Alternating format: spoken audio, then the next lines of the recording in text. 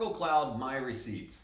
Hi, my name's Scott Walls, and I created this free, easy to follow course so anyone can learn how to use the My Receipts application in less than 1 hour.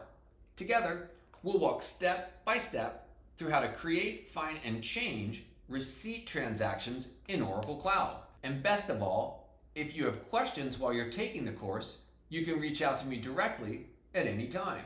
Let me show you how to get started right now. Step 1. Go to Panomere.com, or if you hate typing, click the link below. Step 2. From Panomere's main menu, select Learn, then New Courses, then End Users, and click on Procurement.